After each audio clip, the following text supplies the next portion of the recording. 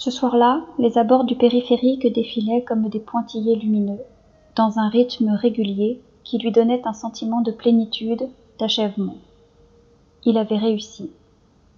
L'Audi en était la preuve la plus visible, certainement la plus vulgaire aussi.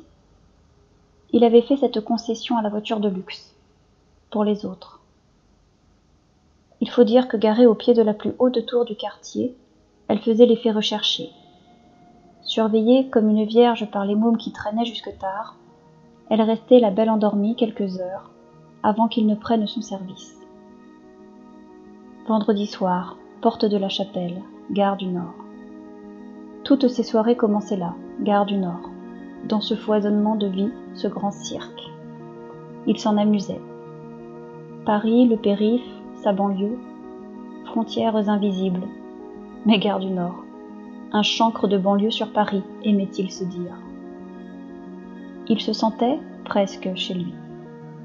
Tous ses efforts pour revenir au point qu'il avait tant cherché à quitter. L'Audi flambant neuve, acquise au prix d'un crédit auto, TSF Jazz en fond sonore, le monde diplomatique acheté une fois par semaine et laissé négligemment sur le siège passager. Tous ces petits biens de luxe qu'il avait mis tant d'années à apprendre, tant de temps à assimiler, pour finir gare du Nord. Non, on ne nie pas le déterminisme social si facilement.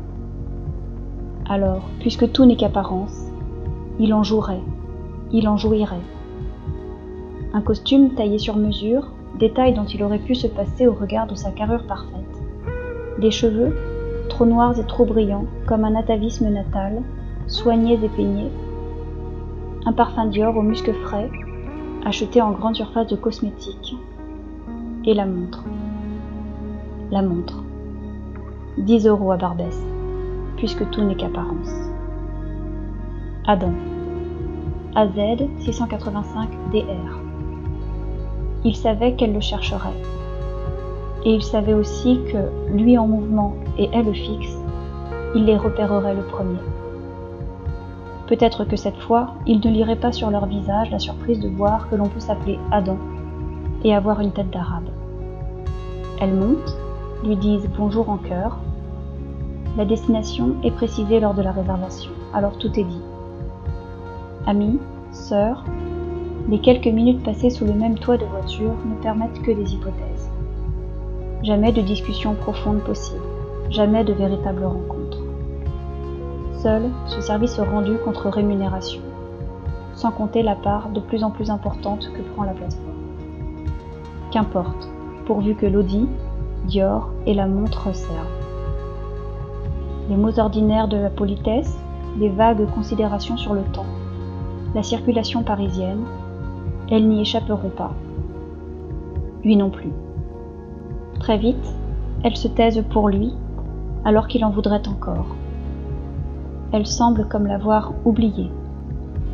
Entre elles s'échangent quelques mots professionnels.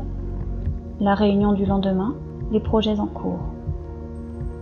Si leurs voix se mêlent avec douceur, leurs corps semblent étrangement séparés, chacune se calant le plus possible contre sa portière respective. Puis, en silence, chacune regarde par la vitre. À la dérobée, il les observe dans son rétroviseur. Il pourrait conduire les yeux fermés, tant il connaît ces grandes artères dans le corps de la ville. Tous les taxis connaissent ce sentiment de flottement, les bruits assourdis par le capitonnage. Peut-être qu'elles ressentent le besoin de se blottir, perdues dans la grande ville. Cependant, il a la sensation étrange qu'elles cherchent surtout à ne pas se toucher, qu'elles dressent entre elles un voile invisible, pourtant prêt à se déchirer au moindre regard. Regard qu'elles perdent le plus loin possible derrière la vitre fumée. Dans le silence installé malgré la suave de la radio, une apparence de calme. Les avenues succèdent aux boulevards, tous les feux sont au vert. La voiture glisse dans Paris, aucun heurt ne vient perturber leur regard. Mais il sent que sous la peau, derrière les seins, au creux des ventres, une tempête les chavire. Chacune a croisé les jambes comme pour contraindre le corps.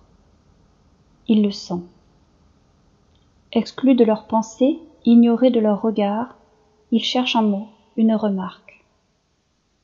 La tentation est grande de s'immiscer entre elles, d'apaiser cette tension. Mais que dire? Dans la nuit qui s'étire, elles font leur voyage loin de lui.